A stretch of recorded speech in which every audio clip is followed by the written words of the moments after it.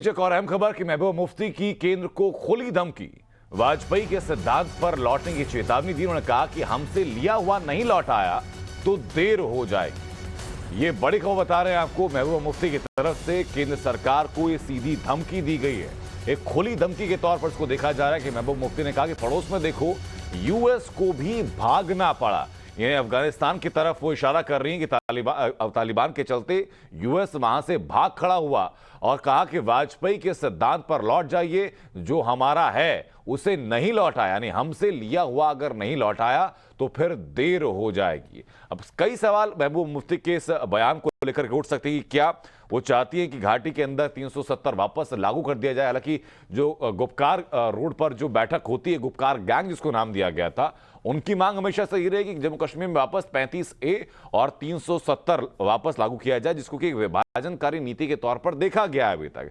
महबूबा मुफ्ती की तरफ से ये खुली धमकी दी गई केंद्र सरकार को कि आप वाजपेयी के सिद्धांत पर लौटिए और हमसे लिया हुआ अगर नहीं लौटाया तो देर हो जाएगी। ये बयान कहते हुए महबूबा मुफ्ती ने सीधा अफगानिस्तान की तरफ इशारा किया कि पड़ोस में देखो, यूएस को भी भागना पड़ा। यानी कि जो मारकाट, जो हालात इस वक्त पर अफगानिस्तान के अंदर हुए हैं, क्या वैसी हालात जम्मू कश्मीर के अंदर पैदा हो जाएंगे? ये धमकी महबूबा मुफ्ती की तरफ से। हमारे साथ ईशान मानी हमारे साथ जुड़ चुके हैं। ईशान, क्या कहा है, क्या कॉन्टेक्स्ट रहा है महबूबा मुफ्ती के इस बयान का?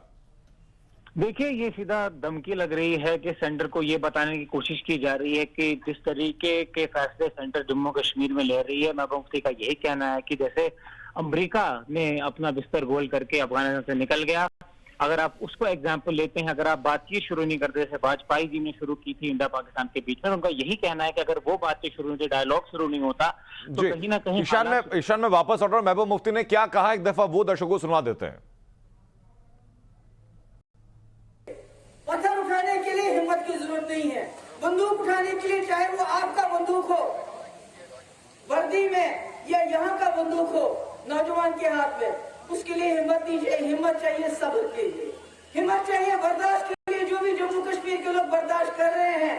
मगर जिस वक्त ये बर्दाश्त का बांध टूट जाएगा तो तब आप ही नहीं रहोगे, मिट जाओगे। बार बार मैं कहती हूँ, बार बार मैं कहती हूँ कि हमारा इम्तिहान मत लो, सुधर जाओ, समझ जाओ। पड़ोस में देखो क्या हो रहा है, पड़ोस में देखो क्या हो रहा है। इतनी बड़ी ताकत अमेरिका, उनको भी वहां से बोरिया बस्तर लेके वापस जाना पड़ा। और आपको मौका है अभी भी, जिस तरह वाजपेयी जी ने बातचीत शुरू की थी जम्मू कश्मीर में, यहाँ बाहर के साथ भी और यहाँ भी, उसी तरह आप भी जम्मू कश्मीर में बातचीत का सिलसिला शुरू करो। और जो आपने लूटा है गैर कानूनी तरीके से, गैर आईनी तरीके से, ईशान हमारे सहयोगी लगातार बने हुए। ईशान, यानी साफ देखा जाए कि महबूबा मुफ्ती धमकी देनी है केंद्र सरकार को, अगर ऐसा नहीं होता रिपरकशंस वैसे हो सकते हैं जो अफगानिस्तान में हुआ। जी बिल्कुल, इसको ऐसे ही समझा जा रहा है और ऐसे ही देखा जा रहा है। जैसे आपने कहा कि ये धमकी दी जा रही है सेंट्रल गवर्नमेंट को कि जैसे अफगानिस्तान में हालात बन रहे हैं, कहीं वैसे ही हालात जम्मू कश्मीर में ना हो, अगर अपने बातचीत का सिलसिला जारी नहीं रखा पाकिस्तान के साथ। लेकिन हमने जब भी बात की बीजेपी से, बीजेपी का क्लियर स्टैंड है कि जब तक पाकिस्तान से मिलिटेंसी नहीं होती, खत्म होती जम्मू कश्मीर में या इंडिया में जो आ रही है, तब तक उनसे कोई बातचीत नहीं होगी। तो उसी को लेकर महबूबा मुफ्ती का ये बयान आया है, जिसमें उन्होंने बिल्कुल बहुत शुक्रिया ईशान आपका हम तक जुड़ने के लिए और जानकारी पहुंचाने के लिए।